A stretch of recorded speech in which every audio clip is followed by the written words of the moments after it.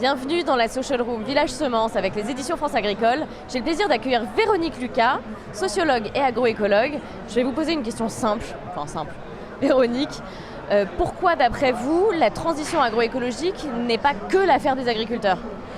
Effectivement, aujourd'hui, on voit des injonctions qui se multiplient en direction des agriculteurs, les sommant quelque part d'entreprendre la transition agroécologique, sans qu'en parallèle, des moyens soient développés pour les mettre à disposition de ces agriculteurs pour pouvoir entreprendre cette transition.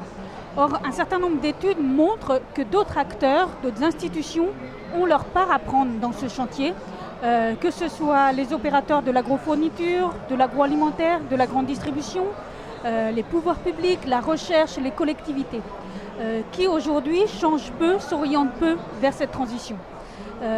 Donc les agriculteurs, ceux qui changent, en fait, c'est parce qu'ils disposent d'un certain nombre de ressources ou d'opportunités particulières qui leur permettent de dépasser ce contexte défavorable avec peu de moyens disponibles. Prenons l'exemple, la viticulture, là où elle est le plus développée, la viticulture biologique, dans le sud-est de la France. Pourquoi le sud-est de la France ? Il n'y a pas plus de viticulteurs convaincus des enjeux agroécologiques. Mais ce sont historiquement des régions qui ont toujours eu du mal à se placer sur les marchés du vin face aux vins de Bourgogne ou de Bordeaux plus réputés. Donc ils ont vu dans l'enjeu écologique un moyen de se différencier et d'exister sur les marchés.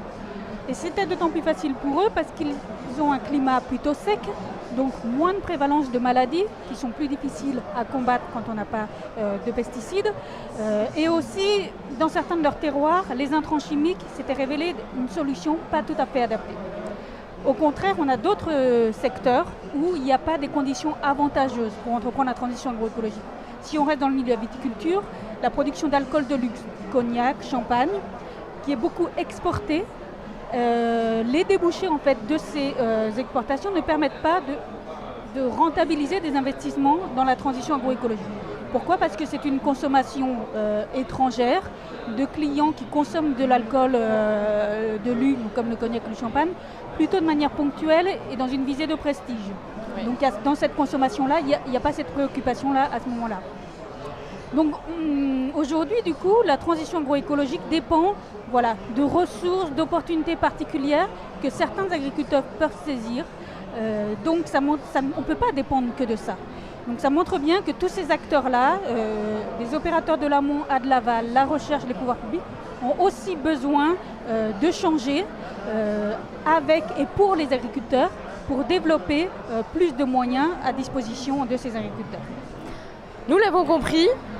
C'est ensemble que nous devrons nous mobiliser pour la transition agroécologique. Merci beaucoup Véronique et bon salon.